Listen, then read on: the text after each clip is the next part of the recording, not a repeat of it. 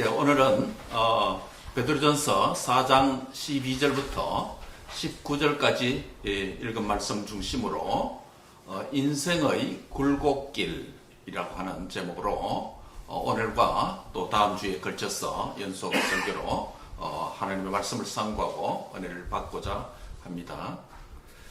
지난 주간에 보스턴에서 온 저희 딸의 휴가와 또 저희 집사람의 휴가를 맞추어서 월화 이렇게 수 2박 3일 세코야 내셔널 파크에 다녀왔습니다. 그 산 높이가 약 해발 14,000피터, 밑으로는 약 4,421m 최고봉이 그렇습니다. 그런데 거기에 올라가는 길에 보면 산 입구부터 시작해서 정상 그 파킹lot 올라가는 길의 입구에 보면 이런 사인보드가 세워져 있습니다. A narrow and winding road. 예, 좁고 꼬불꼬불한 길이 시작된다라는 사인입니다. 이 사인 왜 붙여놨겠습니까? 예, 운전 조심하라는 소리겠죠. 예. 그 길을 약 1시간 정도 운전해 올라가야 합니다. 그런데 뒤에서는 젊은 운전자들이 막 압박을 하고 또 앞에 길은 좁고 또 그 좁은 길의 많은 부분은 또 오르막으로 올라가기 때문에 오르막으로 쭉 올라가면 하늘밖에 안 보일 때도 종종 있습니다. 그런데 그 밑에 오른쪽 절벽은 또 수백 미터에 낭떠러집니다. 근데 여기 한 10분, 20분이면 괜찮은데 한 1시간 정도 이런 길을 올라가야 되었습니다. 그래서 뒤에서는 압박을 하죠. 그런데 또 가끔 사고 예방을 위해서 오른쪽에 턴아웃 이렇게 또 갓길을 만들어서 파킹 잠시 하고 뒷차를 먼저 보내고 하는 이런 길들을 간혹 만들어 놓고 또 그렇게 몇 번을 이용을 했습니다. 그런데 몰랐는데 그런 과정을 1시간 정도 다니면서 또 그 길을 또 내려오면서 저 명치 중심 브루트에서 한 10cm 정도의 전체가 통증이 멍들었는 것처럼 통증이 그렇게 왔습니다. 그래서 저는 단순히 요즘은 책상에 앉아 있다가 조금 움직이니까 근육통이 왔나 이렇게 가볍게 생각을 했었습니다. 결국 알고 보니까 그 운전을 긴장을 너무 많이 해서 신경을 집중하다 보니까 그게 몸에 통증으로 왔던 것입니다. 그런데 그 길을 마치고 내려와서 평지로 내려오니까 거짓말같이 깨끗하게 없어졌습니다. 그런데 이것이 저만 그런 게 아니고 함께 갔던 처남은 그 길 또 예전 갔다 오는 과정에서 또 과거에 그 탈장 현상이 한번 있었는데 또 배에 탈장에 또 통증이 왔어. 그것 때문인지 모르겠는데 하여튼 긴장을 집중했기 때문에 아마 그런 것 같습니다. 그런 게 아니고 그 젊은 처남도 그렇고 또 동스는 갔다 내려오는데 건강한 체질인데 내려오는데 잠이 막 쏟아지는 거예요. 이것도 아마 제가 볼 때는 긴장을 극도로 집중적으로 하다가 긴장이 풀리니까 그런 현상이 일어났지 않았나 이런 생각이 들었습니다. 그래서 제가 얻은 결론은 만병의 근원은 스트레스구나. 예, 그렇게 생각이 되었습니다. 저도 이런 길을 이런 사람들이 종종 우리가 여행하다 보면 있지 않습니까? 근데 1시간 정도 그런 꼬불꼬불한 길을 위험한 길을 운전해야 되니 참 힘들었습니다. 이와 같이 우리의 산에 올라가는 여행의 여정에서도 좁고 굽은 길들이 위험한 길들이 이렇게 있어서 우리의 육체와 정신의 집중을 통해서 많은 스트레스를 야기시켜서 또 이 육체적인 질병으로까지 고통으로까지 발전되는 경우가 있는 것처럼 우리의 인생 여정에서도 신앙 여정에서도 인생의 굴곡길이 많이 있음을 우리가 보게 됩니다. 그래서 이 좁고 또 굽은 길들이 종종 우리 인생 여정에 나타납니다. 그것을 우리가 환난 날이다 또는 고난의 날이다 라고 이렇게 부르지 않습니까? 이렇게 고통스러운 여정, torturous path in your life. 예, 우리 인생 속에 이 고통스러운 순간들이 있습니다. 그 인생의 경랑의 길, 거친 파도가 치는 이 경랑의 길을 걸을 때 마치 드라이브가 극도의 긴장을 통해서 스트레스를 받는 것처럼 우리의 인생의 경랑의 길을 걸을 때 쉽지 않는 어려운 스트레스를 받는 그런 경우가 많습니다. 오늘 베드로전서 이 본문도 사실은 흩어진 주이시 크리스찬들에게 소아시아 지역에 흩어져 있는 그리스도인들에게 그들이 현찬 땅에서 팔레스틴 땅에서 흩어져서 신앙생활할 때 이방 종교와 이방 나라와 또 세상의 다양한 사람들을 직면하면서 만나면서 또 그들의 일터에서 겪는 다양한 시련과 역경, 시험이 많은 땅에서 사는 그런 그리스도인을 향하여서 위로하고 격려하고 또 바른 하나님의 길을 제시하기 위해서 쓴 서신이 베드로 서신이지요. 이 고난을 당할 때, 환난날을 당할 때 오늘 본문은 이 고난이 있는 인생의 여정에서 환난날의 매뉴얼과 같은 가이드라인을 몇 가지 우리에게 주고 있는데 이 가이드라인 매뉴얼을 우리가 오늘과 다음 주간에 걸쳐서 2주간에 걸쳐서 말씀을 상고하고자 하는 것입니다. 첫 번째로 보면 이 환난날의 매뉴얼은 첫 번째는 뭐냐면 4장 1절을 강의하면서 잠시 말씀드린 적이 있죠. 받지 말아야 할 고난이 있다라는 사실을 우리가 알아야 되는 것입니다. 고난에도 두 종류가 있다고 그랬죠. 피해야 할 고난이 있고 또 받아야 될 고난이 있습니다. 피해야 할 고난은 15절에 말씀하고 있는 대로 죄 때문에 당하는 고난입니다. 성도가 죄 때문에 당하는 고난, 하나님의 징계로 인해서 당하는 고난이 15절에 기록되어 있습니다. 이러한 고난은 될 수 있으면 우리가 죄를 안 짓고 죄일 수 있으면 또 그러한 고난은 피해야 할 고난이라고 말할 수 있습니다. 그리고 받아야 할 고난이 있다면 그것은 하나님이 기뻐하시는 고난이고 또 주님의 뜻대로 받는 고난이라고 본문 19절에 그러한 고난에 대해서 말씀을 하고 있습니다. 그래서 베드로전서 4장에는 15절에는 피해야 할 고난이 있다. 또 하나는 하나님 뜻대로 받아야 할 고난이 있다라고 19절에 각각 말씀을 하고 있습니다. 오늘 본문은 이 두 가지 고난과 고난을 받는 태도에 대해서 말씀을 하고자 합니다. 그래서 환난날에 어떻게 우리가 대처해야 될지 그 방법을 적어놓은 가이드라인, 매뉴얼과 같은 이런 말씀을 오늘 우리에게 주고 있다는 것입니다. 15절을 같이 한번 읽어보겠습니다. 15절입니다. 시작. 너희 중에 누구든지 살인이나 도둑질이나 악행이나 남의 일을 간섭하는 여기 보면 네 가지 행위에 대해서 말씀을 하고 있습니다. 첫 번째는 살인입니다. 두 번째는 도둑질입니다. 살인은 10계명 가운데 6계명이죠. 도둑질은 6계명 가운데 8계명이죠. 그 다음에 세 번째는 악행이 있습니다. 그리고 네 번째는 남의 일을 간섭하는 일, 또 간섭하는 자라고 표현되어 있습니다. 전체적으로는 하나님의 법과 관련된 신앙적인 것이지만은 또 다른 측면에서 구분해 보면 살인과 도둑질은 이러한 것은 국가 실정법에도 있기 때문에 이 법을 어기면 그 범법의 대가로 상응하는 국가기관으로부터 형벌을 받게 되죠. 그리고 세 번째, 네 번째 악행과 남의 일을 간섭하는 행위는 다소 신앙적이고 또 개인적이고 도덕적으로 다른 사람에게 불이익을 끼쳐서 얻게 되는 죄를 가리킵니다.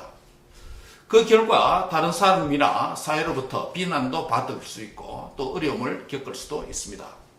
그런데 네 번째 아주 독특한 죄 목록을 하나 가지고 있습니다. 무엇이죠?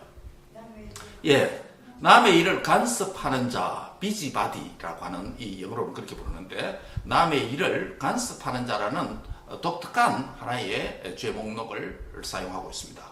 그런데 이 남의 일을 간섭하는 일이 어떤 일인지 상당히 어렵습니다. 이 단어가 헬라어로 신약 성경 전체에서도 여기서만 단 한 번만 사용되는 죄 목록이기 때문에 이 죄가 어떤 죄를 가리키는가 상당히 해석하기가 난해한 본문이기도 합니다. 이 단어는 다른 것, 다른 사람, 다른 일이라고 하는 이 단어와 그리고 지켜보다라고 하는 이 단어가 합성된 단어입니다. 그러면 어떤 의미가 되냐면 성경의 가치관이나 성경의 가르침을 따르지 않고 성경과 다른 세상적인 가치관이나 세상적인 가르침을 쳐다보고 또 그것을 행동으로 따르는 자, 그것을 한글 개역 성경은 남의 일을 간섭하는 자라고 그렇게 번역을 해놨습니다. 남의 일, 남의 것을 간섭한다는 것은 거기에 내가 조인되어 있다 이런 의미죠. 그래서 우리의 입장에서 그리스도의 입장에서 보면 우리의 것은 우리의 생활과 신앙과 생활의 유일한 규범은 무엇입니까? 하나님의 말씀, 신구의 66권에 기록된 말씀 아닙니까? 그런데 기독교인 입장에서 보면 이것이 우리의 신앙과 생활의 유일한 규범인데 남의 것, 이것 외에 다른 것을, 남의 것을 또 다른 사람을, 다른 사람과 다른 사람의 행동 규범, 다른 사람의 가치관, 즉 세상적인 것 말이죠. 그것을 보고 또 쳐다보고 앙망하고 존경하고 그것을 내가 행동으로까지 삶으로 따르는 것. 그게 바로 한글 성경은 남의 일을 간섭한다. 남의 일에 세상적 가치관에 다른 것에 조인되어서 얽매여 있다라고 말을 하는 것입니다. 그래서 15절의 말씀은 어떤 성도 개인이나 교회 공동체가 국가법을 어기거나 도덕적으로 잘못을 범하여서 그 대가로 국가나 사회로부터 지탄을 받고 형벌을 받고 불이익을 받을 때 성도 개인과 교회 공동체가 어느 정도 환난을 겪을 수 있다라는 전제로 말씀을 하는 것입니다. 이런 환난은 죄에 대한 사회적 보응의 결과라고 할 수 있습니다. 그러나 더 엄밀하게 말하면 하나님은 사회적인 다양한 제도와 법과 다양한 시스템을 통해서 하나님께서 그의 백성들의 삶에 대한 대가로서 징계의 보응을 하시기도 하죠. 그래서 우리가 하나님의 징계다라는 이 표현을 쓸 수도 있습니다. 그래서 이런 환난들은, 이런 고난들은 많이 받아야 될까요? 적게 받아야 될까요? 예, 될 수 있으면 적게 받아야 됩니다. 될 수 있으면 받지 말아야 됩니다. 이런 환난의 이유가 되는 범법행위나 도덕적 악행을 가능한 줄이고 범하지 말아야 이 환난을 면할 수가 있다는 것입니다. 그런데 인생을 살다 보면 우리의 연약함과 실수 때문에 법법행위와 도덕적 악행들을 범할 수가 있죠. 그렇다면 이런 때는 어떻게 해야 합니까? 없을 수는 없는데 이렇게 된다면 어떻게 해야 되는가? 일단 나의 범법과 악행의 결과이기 때문에 다르게 받아야 되죠. 법적인 문제는 법적으로 받아야 하고 도덕적 악행으로서 관계의 문제는 범한 잘못을 상대방에게 사과와 용서를 구한 후에 화해를 통해 또 관계를 복원해야 합니다. 다시는 그러한 법행위와 도덕적 악행을 범법하지 않도록 교훈을 받고 자숙하는 기회도 되어야 되는 것이죠. 더 나아가서 이러한 것도 하나님 앞에서 죄가 되는 줄 알고 하나님 앞에 우리가 회개하는 삶을 통해서 삶 자체를, 행동 자체를 바꾸어야 되는 것입니다.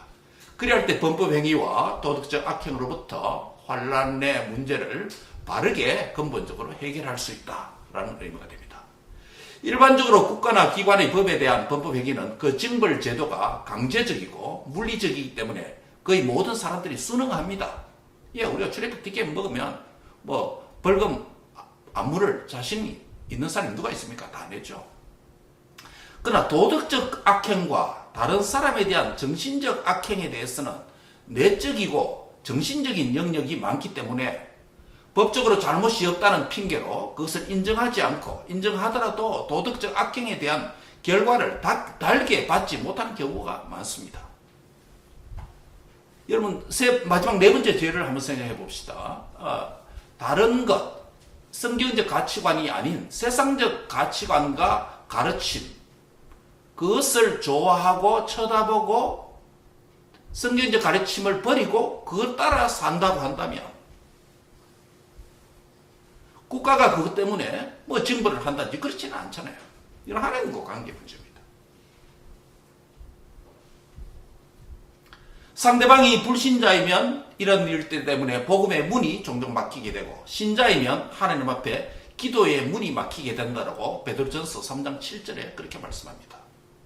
복음의 문이 막히게 되면 하나님 나라에 큰 손해가 되죠. 기도의 문이 막히게 되면 개인의 기도 생활에, 영적 생활에 손해가 되죠. 사랑하는 성도 여러분, 법을 어겨서 징벌적 환난과 또 도덕적 악행으로 겪는 사회적 비난을 받는 자리에 그리스도인으로서 저와 여러분이 가능하면 들지 않도록 힘을 써야 되는 것입니다.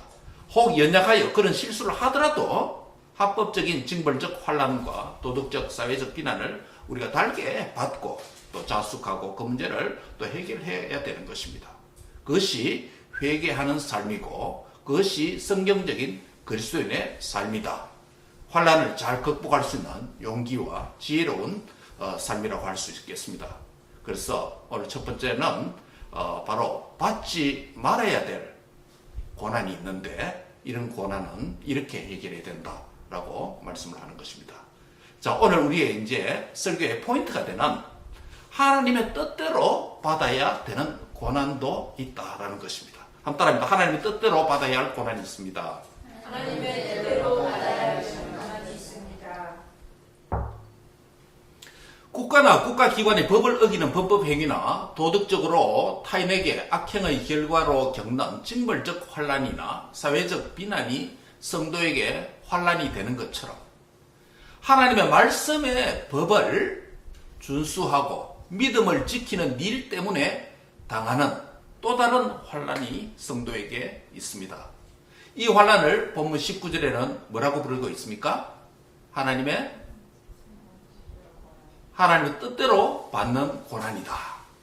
또는 선을 행할 때 받는 고난이다. 라고 말씀합니다. 이런 고난에 대해서 시편 56편, 지난 금요일에 주셨던 우리 시편 56편을 여러분 한번 보시기 바랍니다.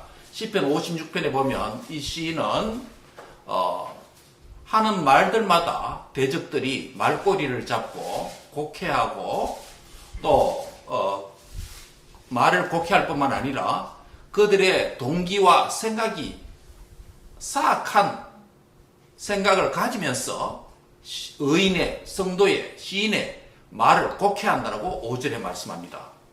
그리고 6절에 보면 이 성도의 생명까지 뺏어가려고 노력하고 심지어 숨어서 그 성도들의 삶의 발자취를 가만히 지켜보면서 약점을 잡으려고 그렇게 하고 있습니다. 그래서 시인은 7절에 이렇게 말합니다. 그들이 이렇게 악을 행하는데 안전한 삶을 살고 평안한 삶을 사는 것이 하나님의 정의에 합당한 것입니까? 하나님의 분노를 하시옵소서, 징벌을 하시옵소서, 이런 탄식을 7절에 하고 있습니다. 그러면서 8절에 한번 보시기 바랍니다. 시편 56편 8절입니다. 같이 읽습니다. 나의 유리함을 주께서 계수하셨사오니 나의 눈물을 주의 병에 담으소서. 이것이 주의 책에 기록되지 않느니라. 이 환난 때문에 대적에 대해서는 하나님의 정의, 하나님의 분노, 하나님의 징벌을 요청했지만은 이 고난을 겪는 성도는 하나님 앞에서 하나님이 어떤 분이라고 생각하고 있습니까? 그 세 가지가 나옵니다. 첫째는 뭐냐면 하나님 어떤 분입니까? 나의 유리함을 계수하시는 하나님이다. 여기 유리하다는 것은 방황하다는 의미인데 이 방황하는 것은 믿음의 약함이나 세상 유혹 때문에 시험에 들어서 방황한다는 말이 아니에요. 뭐 때문에요? 대적들의 역사와 신앙과 믿음의 가치를 지키는 것 때문에, 선을 지키는 것 때문에, 의를 행하는 것 때문에 핍박을 받고 박해를 받고 어려움을 겪고 손해를 보는 이러한 어려움을 유리함이다라고 번역을 해놨습니다. 우리 믿음의 성도들이 죄악이 관영한 이 땅에서 살아갈 때 말씀대로, 신앙의 원리대로, 성경적 가르침대로 정말 살아가려고 할 때 참 어렵습니다. 손해도 보기도 하고 함부로 말하기도 좀 애매하기도 하고 그런 일들이 비일비재합니다. 그럴 때 떠드는 순간 어떻습니까? 그것 때문에 고독을 당하고 외롭고 소외감을 겪고 왕따를 당하는 것 같고 유리함을 겪습니다. 이런 유리함을 누구에게 표현할 수가 없습니다. 그런데 이러한 시인에게 하나님은 어떤 분이라고 말합니까? 나의 유리함을 계수하시는 하나님이다. 하나님께서 카운트해 주신다는 거예요. 하나님께서는 알아주신다는 거예요. 하나님께서 기억하신다는 거예요. 나는 이 유리함, 이 방황, 믿음을 지키는 일 때문에 어려움을 겪고 세상 사람들에게 하소연할 수도 없고 가까이 있는 사람에 대해 함부로 말하기도 곤란하고 나의 어려움이 또 함부로 말로 전달될까 싶어서 잘못 왜곡될까 싶어서 어려움이 있죠. 그런데 이 신이 만난 하나님은 나의 유리함, 나의 고난의 날들, 나의 고난의 사건들, 순간들을 계수하고 계신다. 하나님이 나의 유리함을 며칠간 유리했나? 얼마간 유리했나? 주님께서 그것을 계수하고 계신다는 것이에요. 두 번째는 뭐라고 말합니까? 나의 눈물을 주의 병에 담으신 분이다. 나의 유리함은 믿음 때문에 신앙 때문에 당하는 이 어려움, 고난을 하나님께서 계수하는데 나의 눈물을 주의 병에 담는 것은 그 고난의 깊이를 가리키는 거예요. 우리가 이런 날 때문에 잠 못 이룰 날도 많고 한숨 짓고 눈물을 흘릴 일들이 얼마나 많이 있습니까? 그런데 나의 눈물이 조금 흘리다가 볼 위에서 흐르다가 책상이나 테이블에 떨어져서 사라져버리는 그것이 아니라 이 눈물이 헛되는 곳으로 흘러가지 않냐고 어디에 담아주신다고요? 주의 병에 담으시는 하나님이다. 주의 병에 담으시는 하나님이다. 은유적으로 표현해놨습니다마는 주님께서 나의 눈물의 이유와 눈물의 양과 눈물의 깊이를 하나님께서 주의 병에 담으셔서 하나님의 눈에 보이게 보존해 주시고 기억된다는 것이에요. 마지막 세 번째는 무엇입니까? 나의 이러한 삶을 주의 책에 기록하시는 하나님이다. 이 기록하는 목적이 뭐예요? 기록하는 목적은 있는 그대로 기록해서 보존하고 그 다음 그것이 사라지지 않도록 어떻게 됩니까? 계속 하나님께 기억되도록 하는 목적 때문에 그렇습니다. 여러분 우리가 당하는 시련, 유리함, 눈물 이런 것들이 없어지는 것들이 아니라 하나님께서는 이 시간도 기록하고 계시다. 기록 중이다. 촬영 중이다. 녹화 중이다. 방송 중이다. 내 혼자 흘리는 눈물이 아니라는 것이에요. 주와 복음과 교회를 위해서 신앙적인 성경적 가치관을 지키기 위해서 몸부림치는 그런 삶의 여정 속에서 당하는 유리함, 눈물, 고통 주의 병에 담으시고 주께서 계수하시고 주의 책에 기록해 주시는 이 하나님이 계신다는 것을 여러분 확정할 수 있기를 바랍니다. 아멘. 여러분 이런 고난이라면 나만 겪는 고난이 아닙니다. 하나님 뜻대로 받는 이런 고난이라면 그것을 대처하는 매뉴얼이 필요하지 않을까요? 그게 첫 번째 뭐냐면 이것입니다. 따라합니다. 고난을 이상히 여기지 말라. 고난을 이상히 여기지 말라. 12절입니다. 12절 같이 읽습니다. 시작. 사랑하는 자들아 너희를 연단하려고 오는 불시험을 이상한 일 당하는 것 같이 이상히 여기지 말라. 여러분 성도에게 고난이 있습니까 없습니까? 있지요. 죄로부터 자유한 구원받은 백성이지만 고난으로부터 자유한 그리스도는 아무도 없습니다. 고난 없는 그리스도는 없습니다. 다 있습니다. 그런데 12절에 사랑하는 자들아 너희를 연단하려고 오는 불시험을 이상한 일을 당하는 것 같이 이상히 여기지 말라라고 고난에 대한 첫 번째 매뉴얼을 우리에게 말씀하고 있습니다. 여기서 이상한 일 당하는 것 같이 이상하게 여기는 태도에 대해서 말씀합니다. 즉, 왜 내가 이런 환난과 시련을 겪어야 하는가? 왜 나에게 이런 역경이 오는가? 왜 우리 남편에게, 우리 아내에게 이 몹쓸 질병이 오는가? 왜 사랑하는 우리 자녀에게 이 실패와 시련이 오는가? 우리가 고난과 역경을 겪을 때 이상히 여길 때가 많습니다. 나는 이런 환난을 안 겪어도 되는데, 나는 이런 시련을 직면하지 않아도 되는데, 인생의 꼬불한 길을 나는 걷지 않아도 되는데 왜 내게 이런 것이 허락됐을까? 왔을까? 아무리 자신을 살펴보고 이유를 찾고자 해도 대답 없는 날들이 있을 수 있습니다.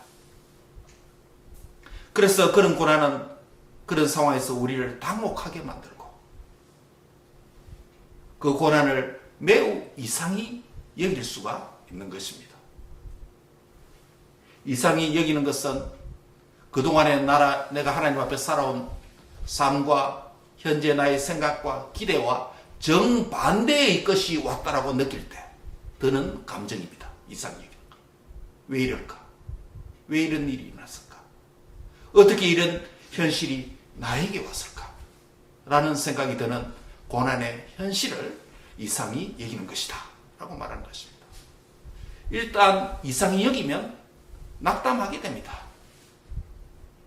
부인하기도 합니다. 이상히 여기면 마음이 상해집니다.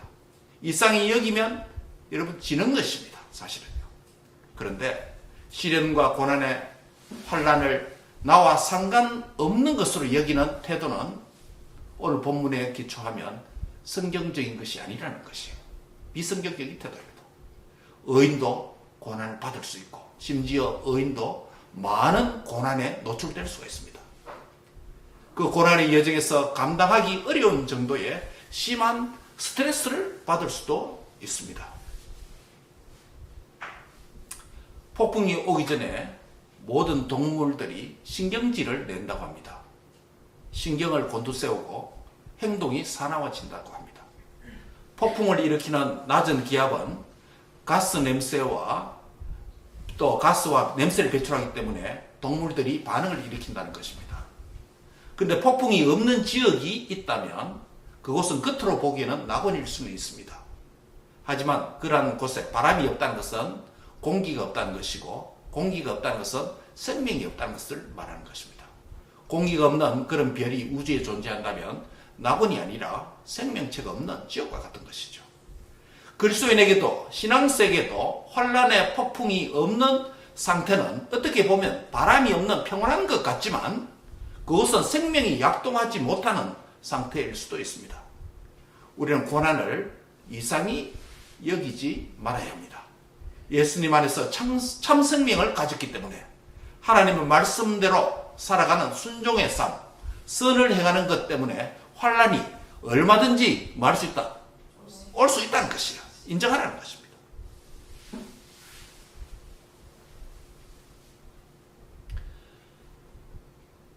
왜 그럴까요?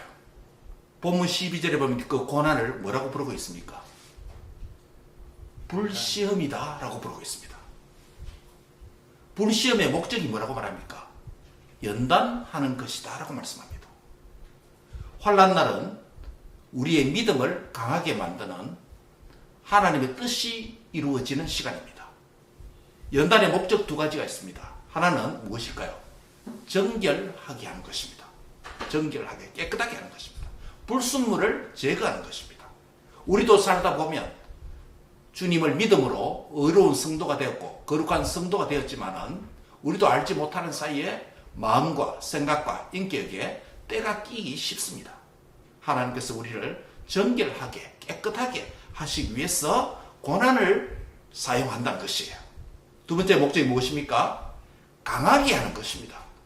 약한 것을 강하게 만듭니다. 마치 약한 철을 담금질을 해서 강하게 만드는 것처럼 믿음 또는 신앙은 정결하지 않으면 모양만 있는 경건이 되고 하나님 앞에 영광이 되지 않습니다. 기독교 신앙은 강해져야 하나님 앞에 큰 영광을 돌릴 수가 있습니다. 믿음이 없이는 하나님 기뻐지게 할 수 없다고 그랬죠. 믿음이 크고 깊어지면 하나님 그만큼 더 기뻐하시고 그만큼 하나님께 영광이 되는 것입니다. 그러한 하나님의 기쁨과 영광을 위해서 내 사랑하는 자녀들에게 하나님께서 그 뜻 안에서 고난을, 역경을, 환난을, 시련을 주시지 않으면 이상한 일이죠, 도리어. 네, 이상한 일이죠. 12절에서 이상히 여기지 말라. 놀라지 말라는 것이에요. 충격받지 말라는 것이에요.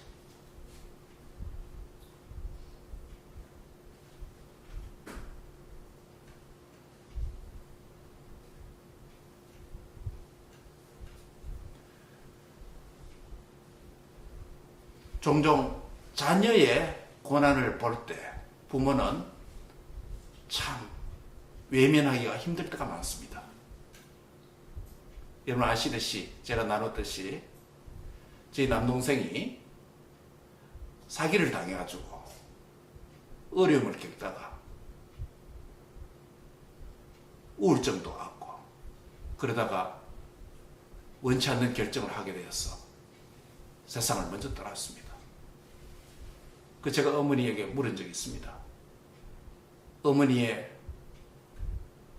부모님인 외할아버지 외할머니 돌아가셨을 때 하고 어머니의 형제인 외삼촌 돌아가셨을 때 하고 어머니의 막내 동생인 아들이 세상을 떠났을 때 어느 것이 더 힘듭니까? 그러니까 어머니 말할 것도 없이 자녀가 들어간 것이 고통이다 말했습니다. 그것 때문에 고통을 겪다가 약 1년 뒤에 우리 어머니가 암을 겪었어. 그 한 투병 1년 하시다가 지금 1년 전에 작고하셨습니다. 자녀의 어려움, 자녀의 고난, 자녀가 겪는 아픔, 시련, 신앙의 부모이든 불신앙의 부모이든 자녀의 어려움을 외면할 수 없는 것이 부모의 마음입니다. 부모의 마음입니다.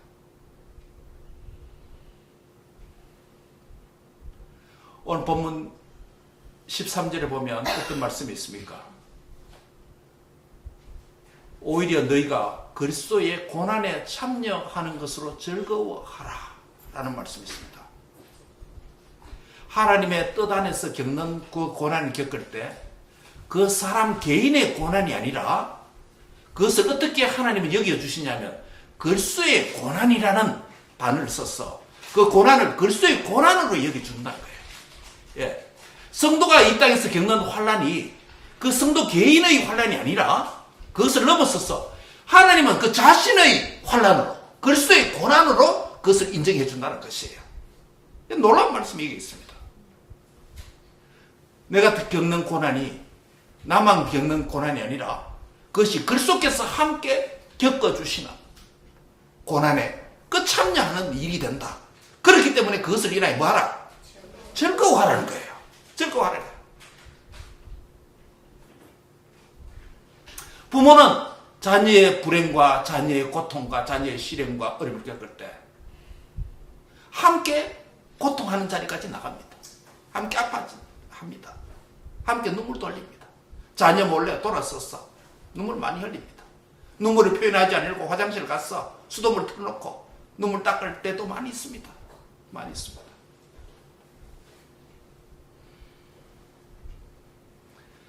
자녀의 고난을 부모의 고난으로 동일시하는 이 사랑은 있으나 그 부모는 자녀의 고난의 문제 자체를 해결해 줄 수는 없습니다. 이게 한계예요. 그런데 오늘 본문에서 성도의 고난은 예수님께서 자신의 고난으로 그리스도의 고난으로 동일시해 주시고 여겨 주실 뿐만 아니라 그 고난의 문제를 근본적으로 해결해 줄 수 있는 분이 우리 예수님이라는 거예요. 예. 그리스도의 고난을 예수님은 자신의 고난으로 여겨주시고 내 자녀가 어려움을 인생을 살다가 어려움을 겪는 이 아픔, 부모 이상으로 부모도 느끼지만은 동일시하지만은 눈물을 흘리지만은 그러나 부모님은 그 문제를 근본적으로 해결해 줄 수 없지만은 우리 예수님은 그 문제를 근본적으로 해결해 줄 수 있으니 너희가 고난을 당할 때 뭐하라? 즐거워하라는 것이야. 즐거워하라는 것이야. 나에게 맡기고 한번 의지해보고 신뢰하면서 그 일을 즐거워하라. 슬픔만 하지 말고 즐거워하라는 것이야.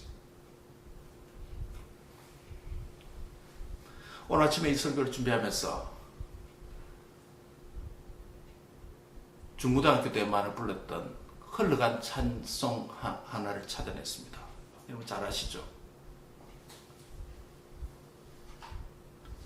김석균 씨의 왜 나만 겪는 고난이라고 불평하지 마세요.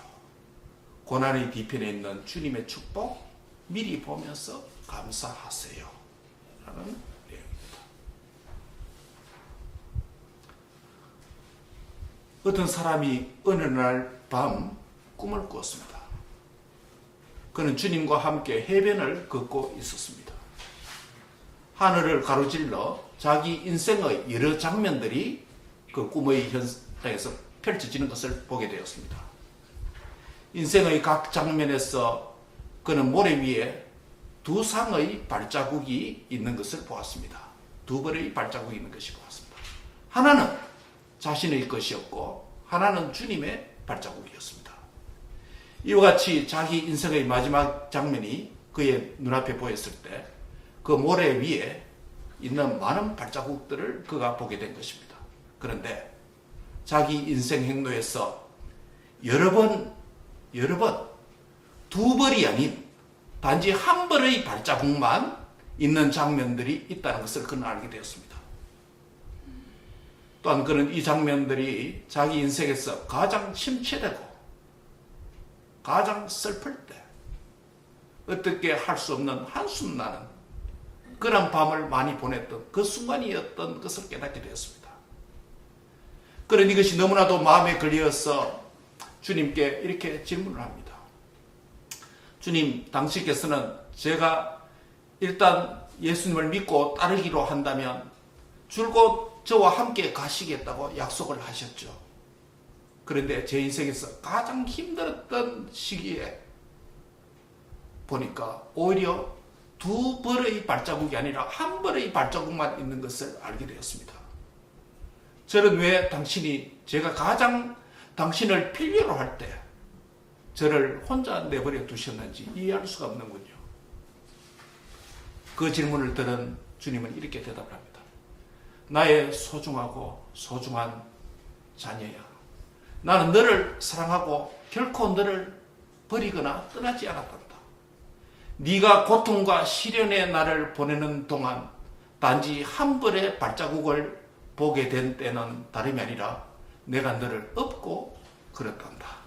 라고 얘기를 했습니다. 우리가 감사할 것은 그리스도인으로서 우리 자신이 당하는 고난을 본문 13절에서 그리스도의 고난이다 라고 말을 하고 있습니다. 여러분, 내가 겪는 그 고난, 인생의 공경길, 파도와 거친 파도가 있는 그 길. 나 자신만 그 파도를 맞서야 되고 나 자신만 그 꼬부랑길에서 스트레스 받고 그 험난하고 긴 길을 오래 걸은 것 같았는데 이 고난이 나의 고난이 아니라 주님 자신의 고난으로 주님이 여겨주시고 내 인생의 가장 힘든 순간에 나만 그 길을 걸었던 것 같은데 주님께서 그 순간에 나를 업고 그 길을 걸으셨구나 라는 것을 깨닫게 된 것입니다.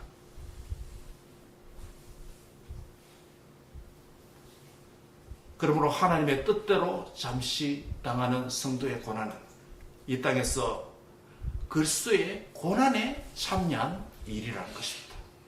이 땅에서 뿐만 아니라 영원히 즐거워할 일이 된다는 것입니다. 조금 전에 말씀드린 대로 왜 나만 겪는 고난이라고 불평하지 마세요. 고난의 뒤편에 있는 주님이 주신 축복 미리 보며 감사하세요. 너무 견디기 힘든 지금 이 순간에도 주님이 일하고 계시잖아요. 남들은 지쳐 앉아있을지라도 당신만은 일어서세요. 힘을 내세요. 힘을 내세요. 주님이 손잡고 계시잖아요.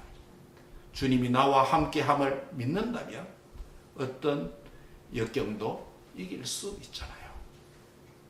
인생의 시련의 길을 걷는 지체가 있습니까? 이 시련 앞에서, 고난의 날에서 우리가 가져야 될 매뉴얼은 고난으로 인하여서 즐거워하라는 것입니다. 즐거워하는 것입니다. 같이 찬양을 우리 한번 불러볼까요? 반주부터 갑니다.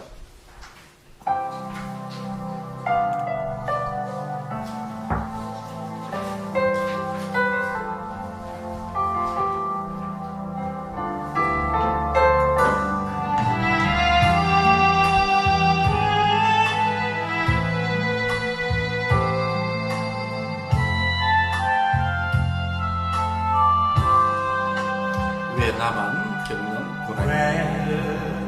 나만 겪는 고난이냐고 불평하지 마세요. 고난의 뒤편에 있는 주님이 주실 축복 미리 보면서 감사하세요. 너무 견디기 힘든 지금 이 순간에도 주님이 일하고 계시잖아요. 남들은 지쳐 앉아 있을지라도 당신만은 일어서세요. 힘을 내세요. 힘을 내세요. 힘을 내세요. 주님이 손잡고 계시잖아요.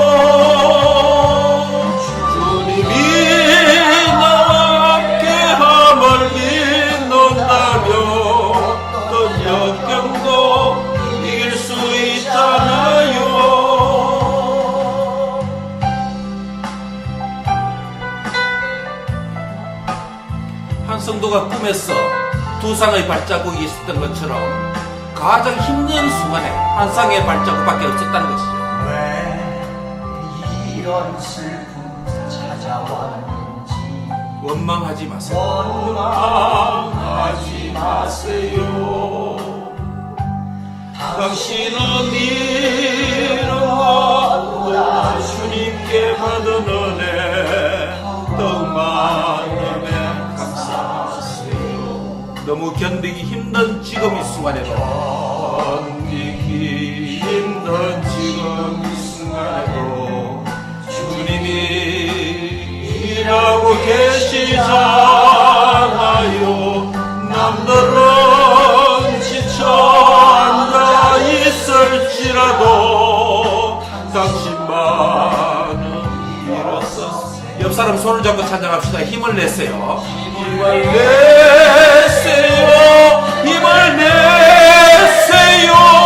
주님이 손잡고 계시잖아요. 주님이 나와 함께함을 믿는다면 고난도 견딜 수 있잖아요.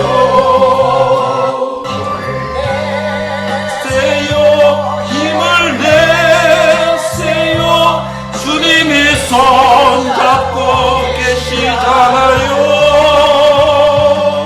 주님이 나와 함께함을 믿는다면 고난도 이길 수 있잖아요.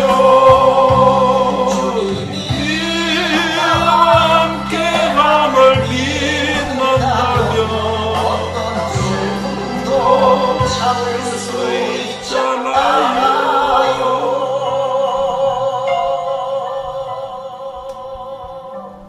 아멘. 고난의 매뉴얼이 무엇입니까? 고난을 받을 때 이상히 여기지 말라는 것입니다. 이상히 여기지 말라. 두 번째는 무엇입니까? 예, 즐거워해라. 그리스도의 고난에 참여하는 것으로 즐거워해라. 고난에 대한 더 적극적 자세죠. 마지막 세 번째는 하나님께 영광 돌리는 기회로 삼으라는 것입니다. 고난에 대한 최고의 자세입니다. 16절 같이 한번 읽습니다. 16절입니다.